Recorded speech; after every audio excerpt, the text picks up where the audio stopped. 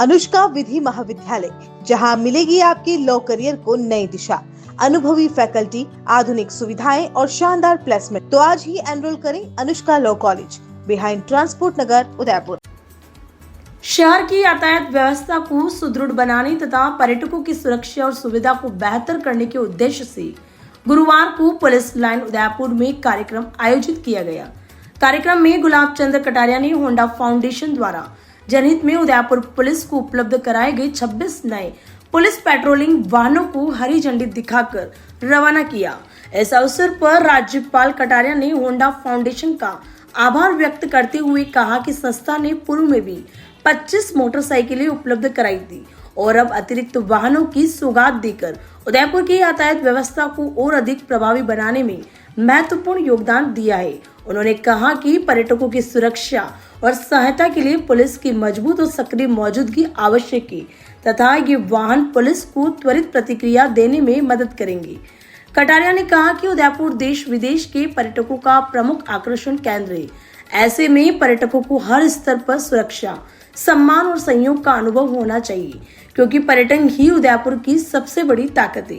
कार्यक्रम में आईजी गौरव श्रीवास्तव, जिला कलेक्टर गौरव अग्रवाल और पुलिस अधीक्षक doctor Amrita Duhan, Honda company के पदाधिकारी, उदयपुर पुलिस के आला अधिकारी और बड़ी संख्या में शहरवासी उपस्थित रहे। नए पेट्रोलिंग वाहनों के शामिल होने से शहर में यातायात प्रबंधन, कानून व्यवस्था बनाए रखने और पर्यटकों को त्वरित सहायता उपलब्ध कराने में पुलिस की क्षमता और अधिक मजबूत होगी। होंडा फाउंडेशन ने जो हमको 25 मोटरसाइकिलें और यहाँ के ट्रैफिक और यहाँ की आने वाले टूरिस्ट को सुरक्षा और सम्मान देने की दृष्टि से जो दी है, हमें एक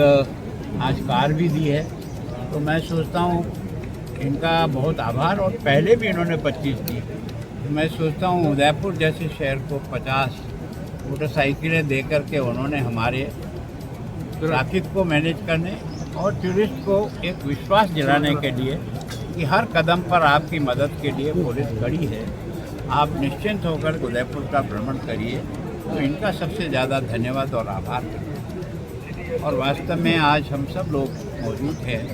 उदयपुर की जनता की जो अभिलाषा हम सब लोगों से है, वो ये चाहती है कि लॉ एंड ऑर्डर जितना अच्छा रहेगा, यहाँ की ट्रैफिक व्यवस्था जितनी अच्छी रहेगी, उतना ही टूरिस्ट का जो आज आगमन है उससे दुगुना बढ़ेगा। और आज इसके साथ ही 22 तारीख को हमने देवास 3rd और 4th की भी जो हमें आवश्यकताएं थी वो केंद्र सरकार से सारी पूर्ति होकर अब 100% हमारे डैम भी बनने का काम,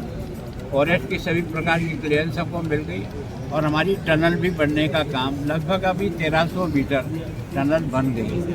मैं कलेक्टर साहब स्वयं ने जा कर के देखा है, हमारे मुख्यमंत्री जी स्वयं गए हैं और मैं भी अगली 4 तारीख को कोशिश करूंगा एक बार टनल और डैम की साइड देख कर। इसका काम 3 साल कहा है, इसका मतलब 3 साल में अगर पूरी हो जाए